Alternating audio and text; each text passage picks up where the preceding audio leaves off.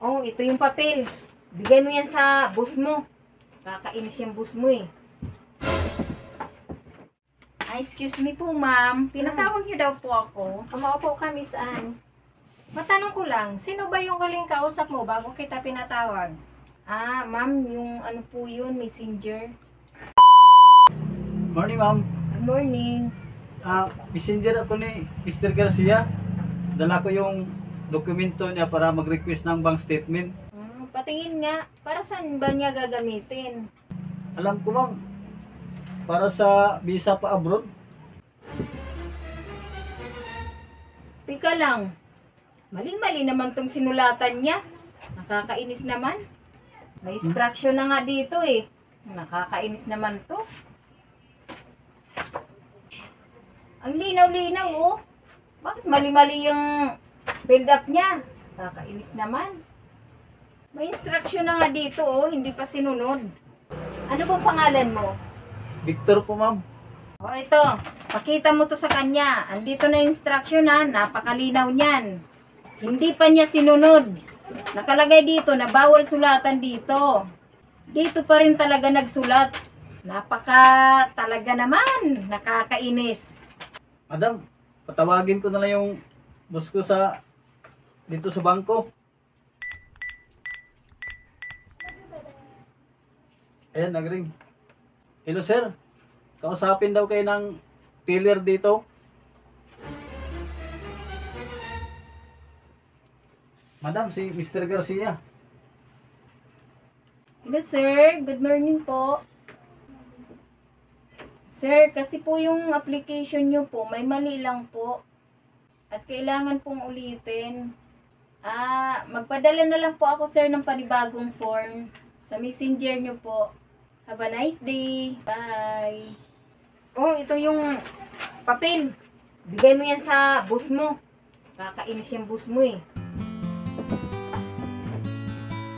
Excuse me po, ma'am. Pinatawag niyo daw po ako. Umaupo ka, Miss Anne. Matanong ko lang, sino ba yung huling kausap mo bago kita pinatawag? Ma'am, yung ano po yun, messenger. Ganun ka ba talaga makipag-usap sa mga messenger? Paano yan kung mukhang messenger tapos big boss pala yon?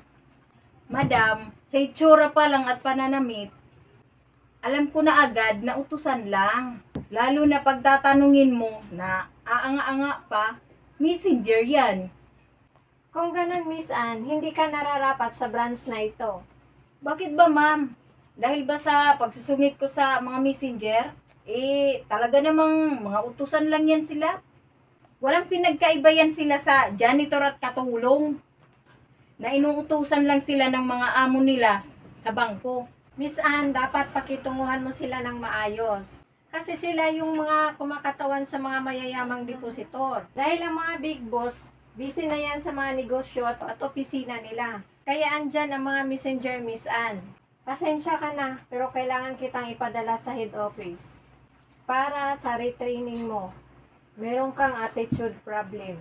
Kaya pala kumukunti ang mga nagbubukas ng mga bagong account sa atin. At yung iba naman, lumilipat na ng ibang bangko.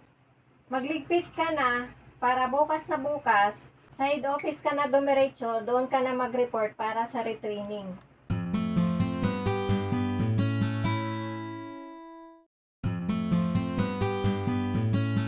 Gandang araw, sir. Hmm. Makiusap sana ako na hindi muna ako makapagbigay ngayon ng 100 ngayong sahod na to. Kapos talaga ako Alam mo naman, minimum lang kami. Ano ba naman yan, Miss Ann? Para sa 100 pesos lang, hindi mo pa maibigay sa akin. Hindi naman yan kawalan sa'yo Miss Ann, dahil unang araw mo dito sa trabaho, ako nga pala si Victor, yung supervisor nyo dito. Diretsuhin na kita ha. Alam mo ba yung pinalitan mo dito? Tinanggal ko yun. Kasi hindi marunong sumunod sa akin. Bali, 30 kayo na tao na hinahawakan ko dito. Opo, sir. Kailangan ko talaga ng trabaho Ako lang kasi ang inaasahan ng magulang ko. Kailangan ko kasi magpadala doon sa probinsya namin. Miss Ann, gusto mo ba talaga tumagal dito? Isa lang naman kailangan mo kailangan mo lang sumunod sa akin. Isa pa, kailangan mong magbigay ng 100 pesos kada sahod. Ha? 100 pesos, sir? Para po saan yan? Basta huwag ka na magtanong kung gusto mo talagang tumagal dito. Sir, pinatawag niyo daw po ako. Oo, Miss Ann. Tamang-tama. Kaya kita pinatawag kasi meron akong panindang pantalon. Bagong-bago. Kumuha ka na. 2 hulog naman yon. Eh, sir, hindi ko pa sana kailangan yan eh. At marami pa ako niyan. Sige na, Miss Ann, kunin mo na. Kaysa naman magkasamaan pa tayo ng loob eh.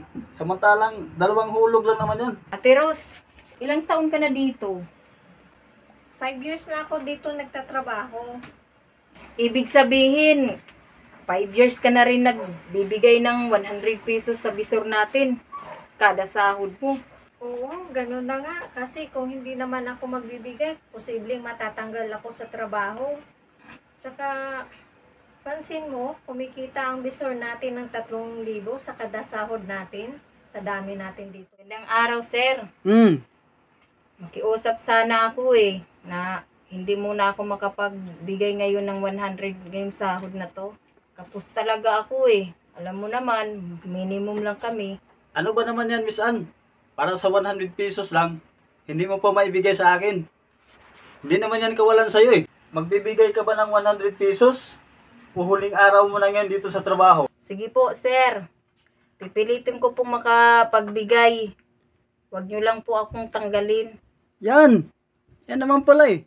Panalangin ko na lang yung bisor namin na sana isang araw magising na siya. Sa panlalamang sa amin, kapiranggot na nga lang sweldo namin. Kailangan pa magbigay sa sir namin.